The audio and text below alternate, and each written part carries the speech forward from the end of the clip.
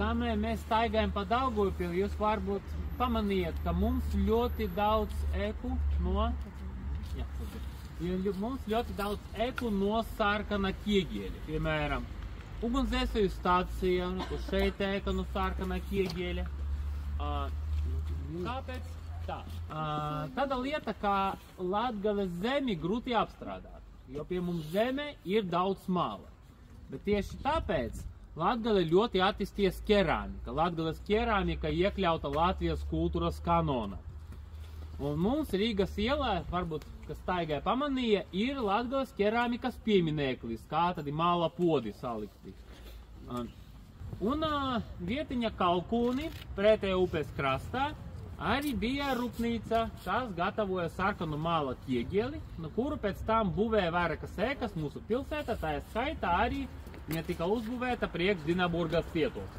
Bet pirmo ugunsdzēsēju komandu Daugavpilī organizēja Pavels Dubrovins, par kuru es tagad arī pastāstīšu.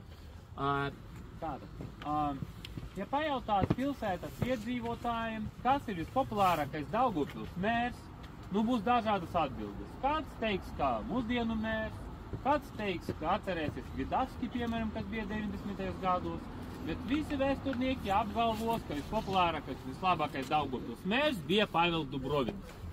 Tagad mēs ienācam Dubrovina parka bezmaksas.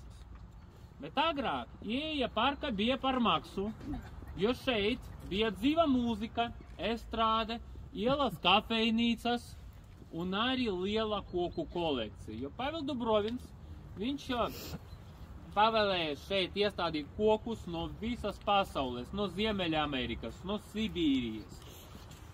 Tagad, manuprāt, no kokiem visinteresantākie ir ozoli, jo tie ozoli, viņi var augt gadsimtiem, un viņi atceras vēl Pavela Dubrovina laikus. Okupācijas laikā šo parku sauca par Leņina Komsomola parku, bet neviens viņu tā nesauca. Viņu turpināja saukt par Dubrovina parku, un tagad tas arī ir viņa oficiālais nosaukums.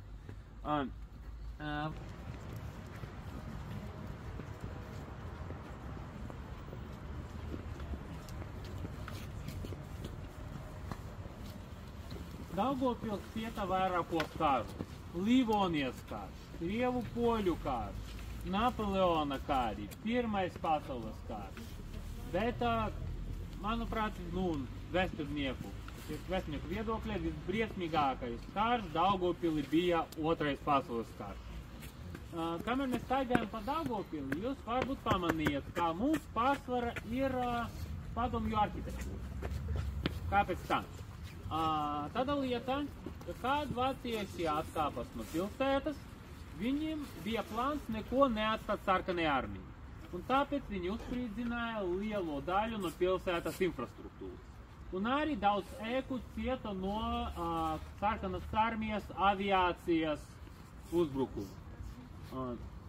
Tātad bija iznīcināts kaut kur 75% no Daugavpils infrastruktūras. Un otrais iemesls, protams, bija holokosts, jo tāda lieta, ka tagad Daugavpilī ir tikai viena sinagoga. Bet pirms Otrā pasaules kara Daugavpilī bija ap 40 sinagoga. Daugavpils bija ebreju pilsēta, mums joprojām ir rajons, kas saucas Judovka, un rajons, kas tagad saucas Grīva, saucas Jeruzaleme. Un tad jūs varat iedomāties, cik liela traģēdija tas bija priekš pilsētas. Ebrejus aizveda uz geto, kas bija pretēji upes krasta, kur tagad ir Daugavpils cietums. Un atbrauca ar lielām mašīnām un teica, ka mums vajag stipri ebreju puiši uz Krustpils nometni, lai raktu bietis. Bet viņus neveda uz Krustpili. Viņus veda uz Mežparka Poguļankas mežiem un tur nošāva. Tātad Meža parkā arī bija sanatorija. Un cilvēki, kas atpūšas sanatorijā pēc Otrā pasaules kara, viņi staigāja pa mežiem un stāstīja, ka viņi atrada tur kaulus pēc 60. 70. gados.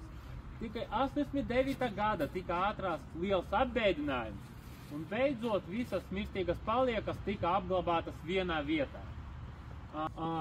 tieši Daugavpilī ciņu nebija. Ciņas bija par tiltu.